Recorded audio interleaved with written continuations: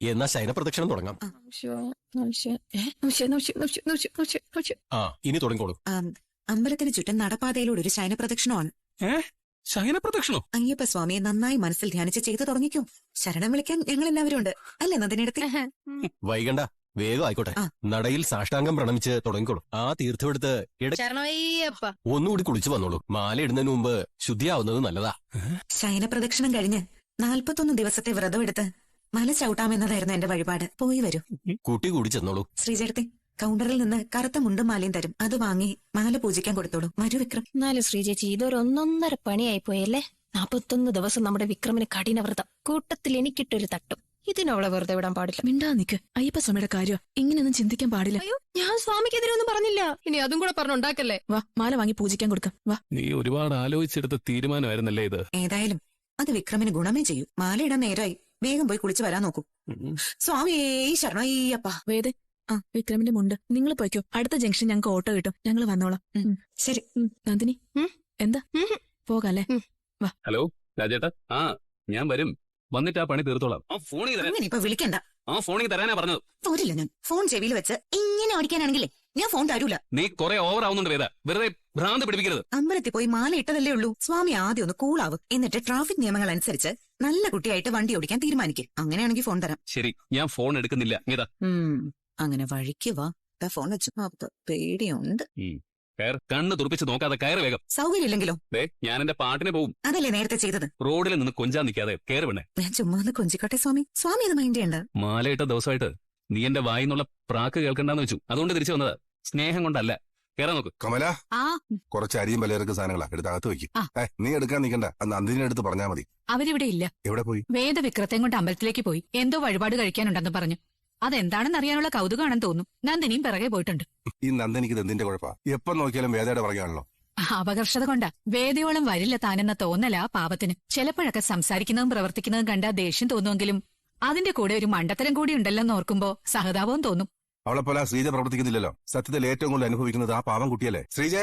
അയ്യോ, ശ്രീജയും കൊണ്ടാ പോയിരിക്കുന്നേ. ഹോമിയോ ഡോക്ടറെ കണ്ട് ഞാൻ വരുമ്പോ രണ്ടുപേരും കൂടി പുറപ്പെട്ട് നിൽക്കുക. വിക്രത്തിനെയും കൊണ്ട് എന്തൊക്കെയോ വഴിപാട് നടത്താനാ വേദ പോയത്. കൂട്ടത്തിൽ അവരും തൊഴുതിട്ട് വരാമെന്ന് പറഞ്ഞിറങ്ങി. ഇനി വഴിപാടിന്റെ കുറവേ ഉള്ളൂ. നമ്മള് വിചാരിക്കുന്ന പോലെ അല്ല മാഷെ. ആ കുട്ടി വിക്രത്തിന്റെ ജീവിതത്തില് ഒരു വെളിച്ചം തന്നെയാ. അവൾ അവനെ ശരിയാക്കിയെടുക്കും.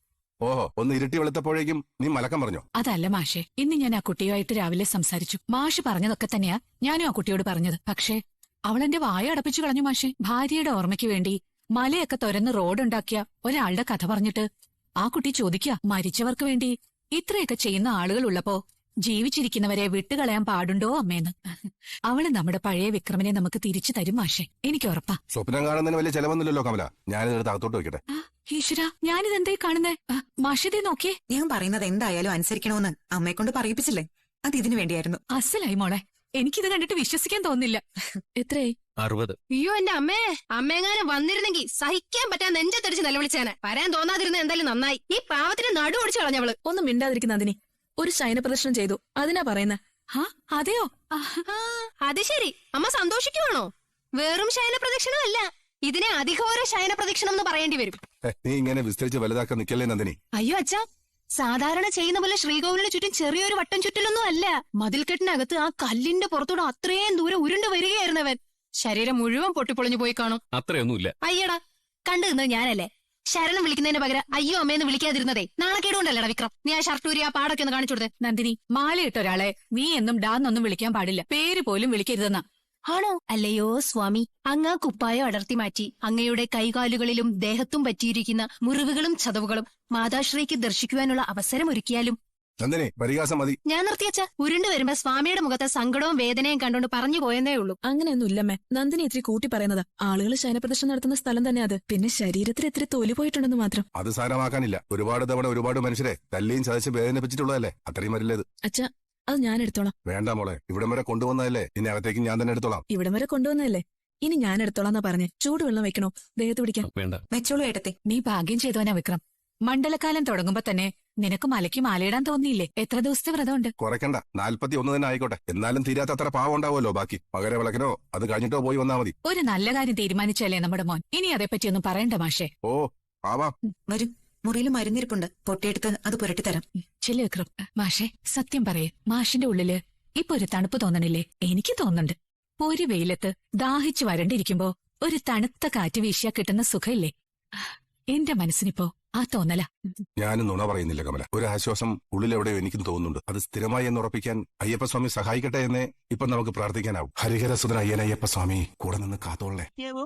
ആ ഷർട്ട് മാറ്റ്, ഞാൻ മരുന്ന് പുരട്ടാം. വേണ്ട. അങ്ങനെ പറഞ്ഞാൽ എങ്ങനെയാ? അവർക്കൊക്കെ എന്തുമാത്രം സന്തോഷമായെന്ന് വിക്രവും കണ്ടതല്ലേ. അച്ഛൻ പറഞ്ഞത് ഓർത്തിട്ടാണെങ്കിൽ അത് കാര്യമാക്കണ്ട. ശയനപ്രദക്ഷിണം നേർന്നപ്പോ സ്ത്രീകൾക്കത് ചെയ്യാൻ പറ്റില്ല എന്ന് ഞാൻ ഓർത്തില്ല. അല്ലാതെ എന്നെ കൊണ്ട് മനഃപൂർവ്വം പെടുത്താനായിട്ട് ചെയ്തതല്ല അല്ലേ? ഒരിക്കലുമല്ല. ശരീരത്തിലെ ആ പൊട്ടലും ചതവും ഒക്കെ പെട്ടെന്ന് മാറിക്കോളും. ഇതുകൊണ്ട് ഏറ്റവും കൂടുതൽ ഗുണമുണ്ടാവുന്നത് വിക്രമിന് തന്നെയാ. 41 ദിവസം അയ്യപ്പസ്വാമിയെ മനസ്സിൽ ധ്യാനിച്ച് അരുതാത്തതൊന്നും ചെയ്യാതെ ശുദ്ധമായ മനസ്സോടെ പ്രാർത്ഥിച്ചും ധ്യാനിച്ചും കഴിഞ്ഞു നോക്ക്. വലിയ മാറ്റങ്ങൾ ഉണ്ടാവും. ആ മാറ്റം ഈ വീട്ടിലും പ്രതിഫലിക്കും. ഒരുപാട് പേരുടെ ജീവിതം ഈ ഒറ്റ വ്രതം കൊണ്ട് മാറിപ്പോയിട്ടുണ്ട്. മുഴുക്കുടിയന്മാര് വരെ അതിൽ നിന്ന് മാറി നല്ല ജീവിതം നയിക്കുന്നവരായിട്ടുണ്ട്. ഈ വിക്രമാദിത്യന്റെ മനസ്സിനുള്ളില് എപ്പോഴും അക്രമത്തിന് വെമ്പി നിൽക്കുന്ന ആ വിക്രമനുണ്ടല്ലോ, അയാളെ അങ്ങ് മാറ്റിയിട്ട് നമുക്ക് ആദിത്യനെ മാത്രം പുറത്തിറക്കാം. തെളിഞ്ഞ പ്രകാശവും ഇളം ചൂടുള്ള പുലർക്കാല സൂര്യനെ പോലെ. എന്താ? ആ മരുന്നും കൊണ്ടോ? ഞാൻ പുരട്ടിത്തരാം. വേണ്ട. പുറത്തെങ്ങനെ പുരട്ടും? ഇങ്ങനെ തന്നാ മതി. കൂടുതൽ ആലോചിക്കണ്ട. ഇനി പൊയ്ക്കൂടെ? ശരി. പുറത്തധികം മുറിവ് പറ്റിയിട്ടുണ്ടാവോ ആവോ? ചീത്ത പറഞ്ഞു ഓടിച്ചാലും വേണ്ടില്ല, പുരട്ടിക്കൊടുക്കാം. എത്തുന്നില്ലെങ്കിലേ ഞാൻ പുരട്ടി തരട്ടെ. എന്നാ പിന്നെ അവിടെ നിന്ന് കാഴ്ച കാണാതെ ചെയ്തൊന്നൂടെ? സോറി, നല്ലതിനെന്ന് വിചാരിച്ച് ചെയ്തതാ. ഇങ്ങനാവോന്ന് കരുതിയില്ല. സാരമില്ല, ഇങ്ങനൊരു ജീവിതം വേണമെന്ന് വിധി ഉണ്ടാവും. ഈ വൃശ്ചിക മാസത്തിൽ നമ്മുടെ വിക്രം അയ്യപ്പ ദർശനത്തിനായി വ്രതം നോൽക്കാൻ ആരംഭിച്ചിരിക്കുകയാണ്. പക്ഷെ എന്റെ ആ തീരുമാനം കൊണ്ട് വിക്രം താണ്ടേണ്ടി വരുന്നത് കല്ലും മുള്ളും നിറഞ്ഞ വഴികളായിരിക്കും. നിങ്ങളുടെ പ്രാർത്ഥനയുണ്ടാവണം.